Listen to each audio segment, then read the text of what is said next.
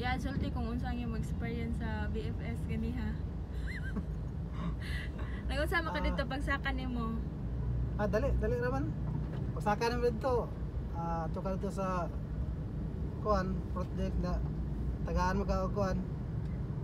I-check mo kuan itong mga appointment o itong mga documents mo, passport. Nya, tagaan ka og priority number. Insert ka sa ilang kuan sa ilang lab nga wala lang katawagon yung number, then after na matawag yung number so di mo sa dito sa magpa biometric na gid dali ra kayo aray mga 5 minutes mahuman na dayon.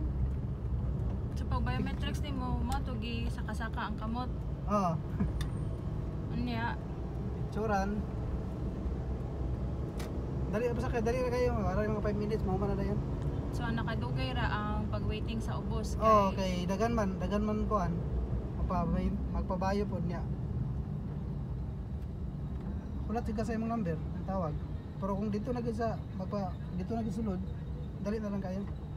Kaya ang uban na mo nakita sa YouTube kay niingon man sila nga pwede ra daw mo sayo sa imong appointment nga time, pero diha sa diri sa VFS nga Cebu kung unsa ang imong appointment nga time ay pa ka mao pa pagpasulod sa guard sa imuha. So, sa sulod walay waiting area sir, nakikuan kauban di pwede kasulod. Ato sa gawas ang kitsa to yung magpa-appointment moray makasulod. Kay walay waiting area sa taas. So maskin sayo ka dili gyapon ka i-entertain nila kay napa may nag-una nimo nga napa may nag-advance napa may mas nakauna nimo og booking sa earlier nga time. So sunod lang gyud sa imuhang appointment nga time. Basta 15 to 30 minutes sa imong appointment earlier. Sayo juga mga nakana.